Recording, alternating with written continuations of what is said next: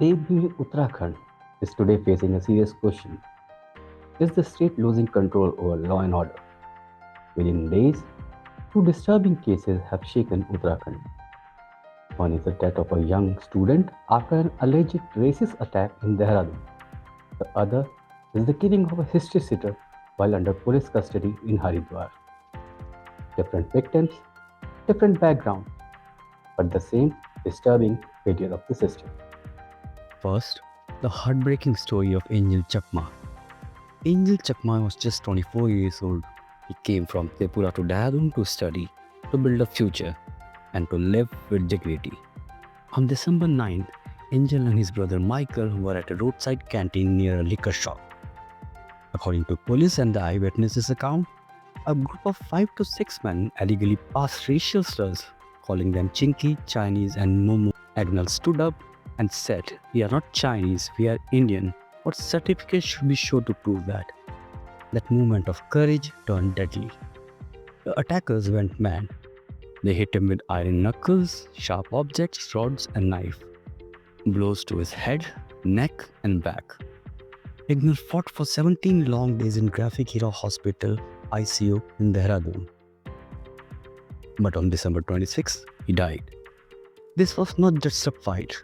This was not just a brawl. This was hatred turning into violence. Ignal Chakma was the son of Border Security Post Jawan, a man protecting India's border, yet the system failed to protect his own child. Police added murder charges after his death. 5 people have been arrested so far. Avinash Negi, Suraj Kaur, Sumit were sent to jail, and 2 juveniles were sent to correctional home. But the main accused, Yagna Avasti from Nepal, ran away across the border. Police say they are chasing him with Nepal's help. Leader of the opposition, the Lok Sabha, Rahul Gandhi, called it a horrific hate crime, blaming BJP for spreading hate. इनके साथ जो मारपिटाई हुई है, चाकुवार हुआ है ना, तो ये विक्टिम रहा, एक ये छोटा भाई है इसका, तो ये कुछ बोलना चाहते हैं आप? बताओ उस दिन क्या हुआ था, क्या इंसिडेंट हुआ था, A to Z बताओ। हम लोग, मैं था, मेरा भैया था, हम लोग 2 दोस्त हम लोग के साथ हम लोग गए थे सामान लेने के लिए। तो हम लोग उधर पे तो हम लोग अपना सामान लेते हम लोग के साथ। उधर पे उन लोग का ग्रुप था उधर पे पूरा, तो उन लोग थोड़ा पी रखा था उन लोगों ने।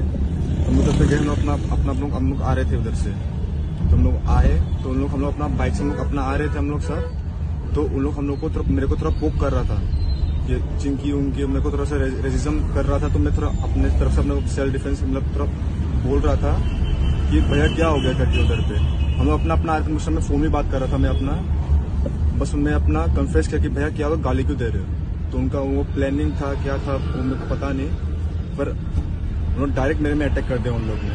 तो फिर भैया आया, मेरे को बचाने के लिए आया। फिर भैया को मेरे को कड़ा से मारा, भैया को लगा उससे। फिर भैया को उन लोगों ने चाकू मार दिया स्पाइन की तरफ में। भैया भी पूरा राइट से हिल नहीं रहा, भैया का पूरा राइट साइड अभी आईसीयू में भैया का भी, इसलिए हम लोग इधर में ऐसा कर रहे हैं अभी कि भैया को थोड़ा। और तुझे तो मारा था, मेरे को इधर में लगा, सर में भी मारा, देखो दिखाना अच्छे से, ये इधर मारा खून दिखाओ ना अच्छे से। हाँ, ये बात तो अभी भैया को अभी मेरे को जो भी था मेरे को वो अभी बस अभी उसको हम लोग देखना चाहते हैं क्या हुआ, उनसे पूछेंगे अभी क्या हुआ करके। अभी बस अभी वो हम लोग, मेरे भाई को इंसाफ चाहिए कि क्यों किया उन लोग ने ऐसा। बस मेरा भाई को मेरे को सही सलामत चाहिए मेरे को। Arrests alone are not justice. The bigger question is, could this have been prevented? Why this racial abuse escalated into murder in the capital city of Dehradun? Where was the policing? If the students are unsafe in Dehradun, what message does it send to the rest of the state? Now the Vinay Tyagi case, a gangster death in police custody. Vinay Tyagi has over 50 cases of robbery dacoity in UP and Uttarakhand. On December 24th, police were taking him from Rudki jail to Laksar Court in Haridwar. The police vehicle stuck in traffic jam near Laksar flyover. 2 masked men on a bike attacked the police vehicle. They fired multiple shots into the van, hitting Tyagi in the chest, neck, shoulder, and stomach. 2 cops got minor injuries. Tyagi died on December 27th at AIIMS Rishikesh after 3 days in critical care. A viral video shows the bold attack in broad daylight. Police caught the shooters fast, Sunny Yadav and Ajay from Kashipur.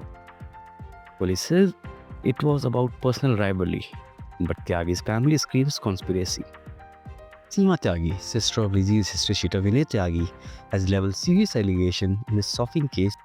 She claims that 750 crore in cash, jewelry and documents related to proxy property was stolen from a Ghaziabad contractor who has hidden it at a doctor's residence to evade the enforcement directorate. Vinay Tyagi illegally discovered this hidden wealth and due to an old rivalry stole it and intended to hand it over to the ED, according to Seema Tyagi. However, the Dehradun police reportedly intercepted him and his wife, recovering all the stolen goods. Seema further alleges that the attack on Vinay while he was being taken to court was a premeditated conspiracy to silence him permanently. She claims this plot was orchestrated to prevent him from speaking to ED or any other investigation agency and accuses the Uttarakhand police of complicity in the conspiracy.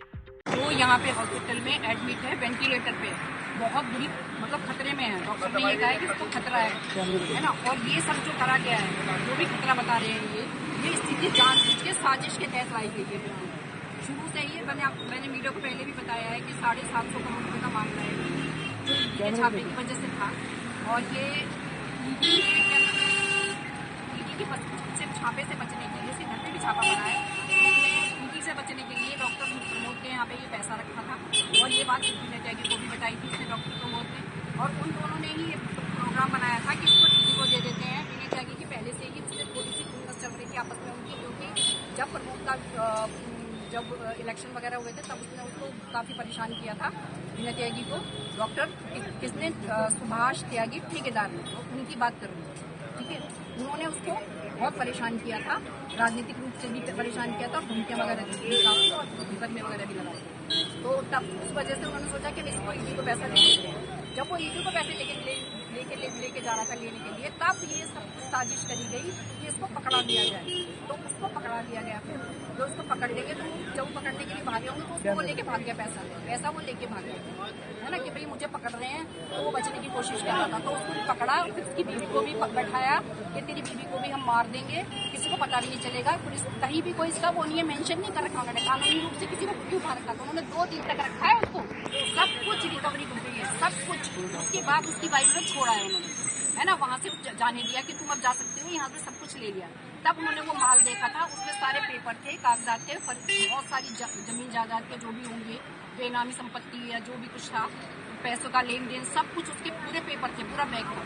तो इसी तरीके से पैसे का भी bag था और jewellery का भी बैग था, बहुत सारा था। 700 करोड़ रुपए की कहीं ऐसे वैसे नहीं होते, ठीक है। तो अब आपको पता है कि इतना बड़ा आदमी साजिश में कितनी बढ़िया कर सकता है ना। तो आदमी खुद किसी को भी खरीद सकता है ना। और उसके बाद उन्होंने जब वो जेल चला गया तो देहरादून में ये साजिश करी गई कि अब अपना हमारा किसी का नाम रहा है, इसको मांग दिया गया। तो इसके लिए उन्होंने झूठी एप्लीकेशन दी थी, वहाँ पे जेल में भेजा इसको, दी जेलर को, कि ऋषि त्यागी के नाम से, उसकी पत्नी के नाम से, कि ये इनको उनकी भेज दिया जाए, हम यहाँ पे नहीं चाहते। जब वहाँ फोन गया कि आपने ऐसे कोई एप्लीकेशन दी है, तो उन्होंने मना कर दिया कि नहीं, मैंने ऐसी कोई एप्लीकेशन नहीं दी है और हम यहाँ पे संतुष्ट है, हमें कोई परेशानी नहीं। लेकिन उसके बाद भी उसको वहाँ भेजा गया। जब भेजने लगे तो तब उसने देखा बाहर आकर कि बिना हथियार के 2 पुलिस वाले उसको लेके जाएंगे। तो इसका मतलब है कि पूरी तैयारी थी कि किसी को खत्म करनी है ना। तो उसने वहाँ पे शोर शराबा किया, जिसके वहाँ पे CCTV पे फुटेज वगैरह सब होगी। उसने कहा कि मैं बिल्कुल नहीं जाऊँगा इनके साथ जब तक हथियार बंद आदमी नहीं आए। तो फिर वो आए, उसके बाद उनको वो लेके रुड़की में जाने के से पहले ही उन्होंने इतनी बढ़िया होशियारी के रखा था, क्योंकि वो उसे धमकी देते थे कि जो ऋषि कहेगी तुम अपने घर बैठे रहो, तुम पैरवी पे आओगी तो हम तुम्हें गिरफ्तार करवा देंगे, तुम्हें भी बदमाश करवा देंगे, तुम्हें बेहोश करवा देंगे, तेरे बच्चों को भी करवा देंगे, या फिर तुझे भी जान से मरवा देंगे। कुछ ना कुछ ऐसा करेंगे कि तुम अपने पति का चेहरा नहीं देख पाएगी। लेकिन वो मान नहीं रही थी, तो उन्होंने फर्जी मुकदमा कर दिया। वो जाती रही, उसको पता भी नहीं था कि मेरे ऊपर मुकदमा कर दिया इलेक्शन में, है ना। तो फिर बाद में पता चला कि उस पर वहाँ पे दोनों हस्बैंड वाइफ के नाम पे, विनय त्यागी और ऋषि त्यागी के नाम पे, वहाँ पे लक्सर में एक फर्जी मुकदमा धोखाधड़ी का डाल दिया है। और अभी 3-4 दिन पहले भी फुर्ताजी में, मतलब इस घटना से 1-2 दिन पहले फुर्ताजी में सेम बिल्कुल वैसा ही एक और फर्जी मुकदमा डाला गया, जिसका हमें पता भी नहीं चला। वो FIR भी लग चुकी है, ना। तो ये जानबूझ के हो रहा है, पूरे ऊपर के स्तर से हो रहा है। ऐसा तो नहीं हो सकता कि FIR भी हो रही है, सब कुछ हो रही है, किसी को पता भी नहीं चल रहा है। कौन लोग इसमें है ना? involved लग रहे तो इन्वॉल्व क्या, मैं नाम तो ले रही हूँ आपके सामने, जो सुभाष त्यागी ठेकेदार, वो खुद बता रहा है, उसने खुद बताया, गोली लगने के बाद भी बताया, है ना। हम ये चाह रहे हैं कि अब ये जो भी कुछ उसने इलाज में देरी करी है, रास्ते में पब्लिक ने सब कुछ देखा है वीडियो में, उसके घर जाके धमकी दी गई है, उसके ससुराल वालों को धमकी दी गई है, उसका भी हमारे पास प्रूफ है कि उन्होंने धमकी दी है कि हम लोग उसे रिमांड पे लेके जाएंगे और आप में से कोई भी वहाँ पे नहीं आएगा। परिवार के लोग थे, इसीलिए उनको परेशानी हुई, इसीलिए उन्होंने 2-3 जगह गाड़ी रोकी, उनको धमकाया कि आप यहाँ से जाओ नहीं तो तुम्हें अरेस्ट कर लेंगे। तो जब वो दूरी पे चले गए तब वो जानबूझ के पुल पे से लेके गए जहाँ पे उन्होंने गोली चलाई, और वो बार बार फोन आ रहा था सुभाष त्यागी का कि इसको छोड़ना नहीं है। वो साफ कह रहा है कि मैं, उसने बताया ये बात उस बच्चे को कि इसने कहा कि वो फोन कर रहे थे, धमकी दे रहे थे, है ना। और मैं उनको कह रहा था कि मुझे इस तरह से मत करो, मुझे जाने दो, है ना। मैं निकलने की कोशिश कर रहा था, तभी वो लड़के आ गए और उन्होंने गोली मारी उसको, है। और उसके बाद वो 2 घंटे के रास्ते को उन्होंने कम से कम 5, 6, 7 घंटे लगा दिए और जानबूझ के घूम के उसको लेके आए। और सारे परिवार को आज भी जो यहाँ पे जो हॉस्पिटल में लोग आ रहे हैं ना, उनको सबको धमकाया जा रहा है, उनके घर पे भी पूछा जा रहा है, उनसे अलग से पूछा जा रहा है तुम कहाँ रहते हो, तुम्हारा क्या नाम है ना। तो और लोगों से भी पूछा जा रहा है ये कौन है, कौन से गांव का है। उनके परिवार वालों को धमकाया जा रहा है कि सबको छोड़ेंगे नहीं, सब पे मुकदमे कर देंगे।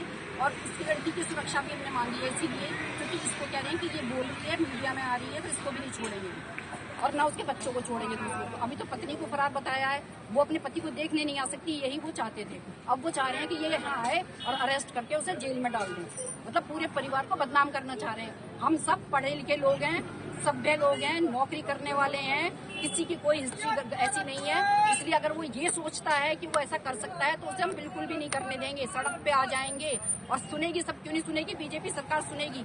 योगी सुनता है कि नहीं सुनता है, ऐसी धामी जी को भी सुनना पड़ेगा, है ना। आप ये गैंगस्टर वो अपने घर बैठा हुआ है, उसने 2005 में अपनी बीवी को जला के मारा और जेल में गया, उसे कोई बदमाश नहीं कह रहा है। जिसके पास इतना माल है वो बदमाश नहीं है, 750 करोड़ रुपए वाला है।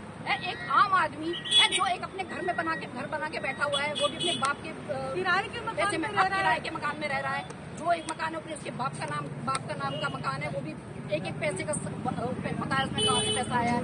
उस आदमी को, किराए के मकान वाले आदमी को जो यहाँ देहरादून में आके बैठा है, उसे कुख्यात बदमाश बताया जा रहा है। शर्मनाक है ये बहुत बड़ी साजिश है और मेरे भाई को बदनाम करने के लिए, मारने के लिए करी है। लेकिन सिर्फ अब यहाँ पे इस स्थिति में ला दिया गया है कि उसकी बहुत बुरी हालत है, मतलब उसका बचना नामुमकिन लग।